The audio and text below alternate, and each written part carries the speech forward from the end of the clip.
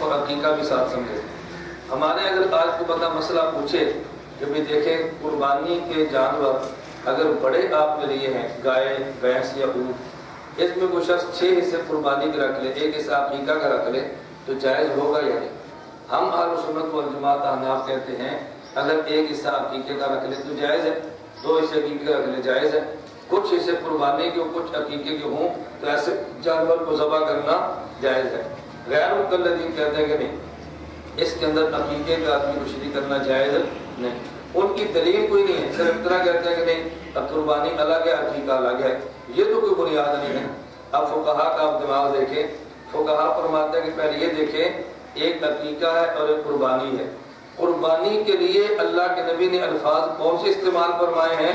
اور عقیقہ کے لیے الفاظ کون سے استعمال فرمائے ہیں،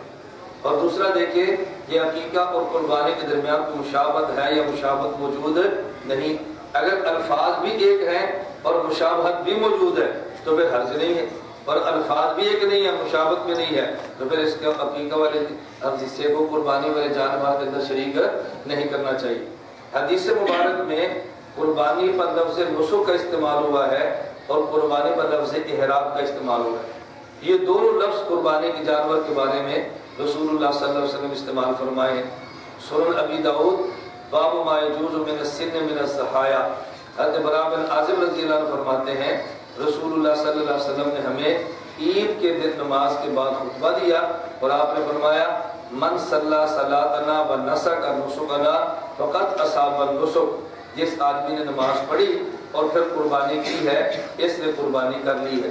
ومن نسک قبل الصلاۃ فتلک شاۃ اللحم، اور جس آدمی نے نماز نہیں پڑھی نماز سے پہلے جانور ذبح کر دیا یہ قربانی نہیں ہے، یہ ایک بکری کا گوشت ہے جو اس نے کھا لیا ہے، قربانی کا اجر نہیں ملے گا۔ اب دیکھو رسول اللہ صلی اللہ علیہ وسلم نے قربانی پہ لفظ کون سا استعمال فرمایا؟ لفظ نسک فرمایا۔ اسی طرح قربانی پہ لفظ احرام میں دم استعمال کیا ہے، آپ نے حدیث پڑھی ہے سنن ترمذی باب فضل الاضحیہ، ام المومنین امی عائشہ رضی اللہ تعالیٰ عنہ فرماتی ہیں رسول اللہ صلی اللہ علیہ وسلم فرمایا ما عمل آدمی من عملی یوم النحر احب الی اللہ من احراق الدم،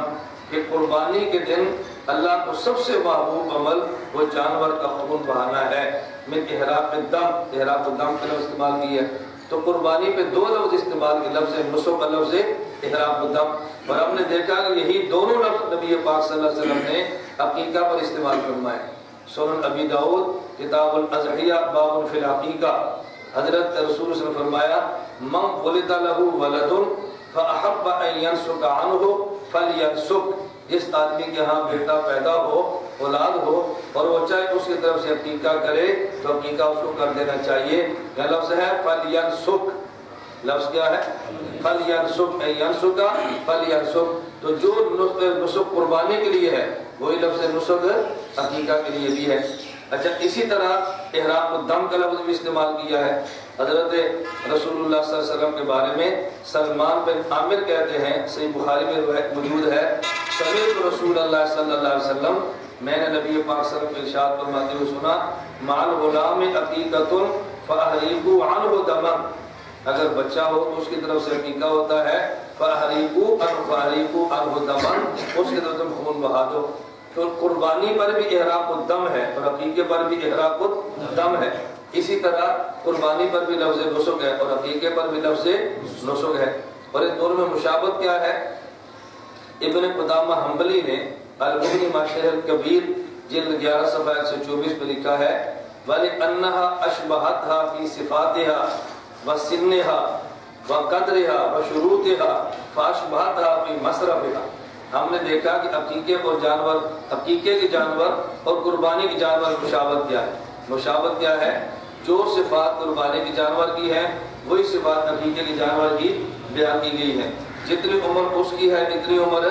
اس کی ہے، اور جتنی مقدار اس کی اتنی مقدار اس کی ہے، جو شرطیں اس میں ہیں وہی شرطیں اس کے اندر ہیں، تو چونکہ ان کی صفات عمر اور شروط کے اندر مشابہت تھی فاشبہتھا فی مصرفہا، ہم نے مصرف کے اندر مشابہت کر دی ہے کہ جو جانور قربانی کا ہے اسی جانور میں عقیقے کا حصہ ہو جائے، تو جو جانور قربانی کا مصرف بنے گا تو عقیقے کا مصرف بھی بن جائے گا۔ صفات میں مشابہت کی وجہ سے ہم نے اس کی مصرف کے اندر مشابہت کو مان لیا ہے۔ تو ہم یہ کہتے ہیں کہ عقیقے کے جانور کو قربانی کے اندر ذبح کرنا جائز ہے۔ اب ایک مسئلہ اور آج کل